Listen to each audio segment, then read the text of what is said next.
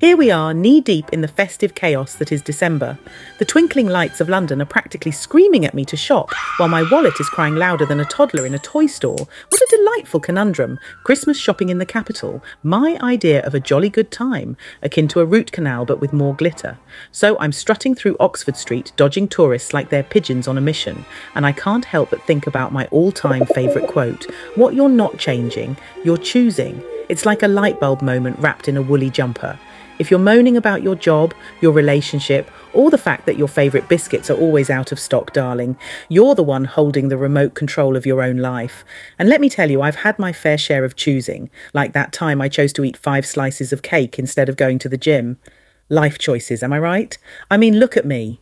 A well over 40, dyslexic, aspiring psychologist. That's like trying to juggle flaming swords while riding a unicycle on a tightrope. But hey, if you're not changing it, you're choosing it. So here I am, choosing to embrace the gloriousness of my life, even if it sometimes feels like I'm one pair of socks away from an existential crisis. As I weave through the throngs of shoppers, I can't help but overhear snippets of conversations that make me want to either laugh or weep. I can't believe they ran out of cranberry sauce. Seriously? That's the crisis of the century? Meanwhile, I'm wrestling with the fact that I've forgotten the name of the person I'm meant to be buying a gift for. Is it Rosie or Louise? Both are equally likely to gift me a knitted sweater that looks like it survived a battle with a hedgehog. I finally stumble into a shop, and it's like stepping into a Christmas wonderland, complete with overpowering scents of cinnamon and the occasional shriek of a child who just spotted the giant inflatable Santa.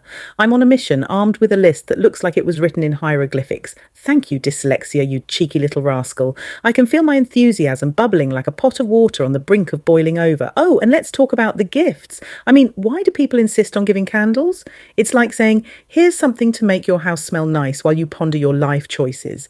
But in my case, it would be, here's a candle to light while you're having a meltdown over your chosen career path. After a few hours of mayhem, I finally emerge from the shopping abyss, clutching my spoils like a victorious knight returning from battle. The weight of shopping bags pulls at my arms, but my heart is light because I've managed to tick off the list despite the odds and the occasional detour into the world of overpriced trinkets.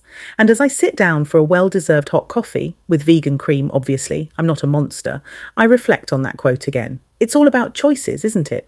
Choosing to laugh instead of cry, choosing to embrace the chaos instead of fighting it, and most importantly, choosing to be the fabulous, dyslexic, well over 40 aspiring psychologist I am. Here's to another day of choosing joy over despair, glitter over gloom, and perhaps, just perhaps, a dash of sanity amidst the Christmas madness. Cheers to that.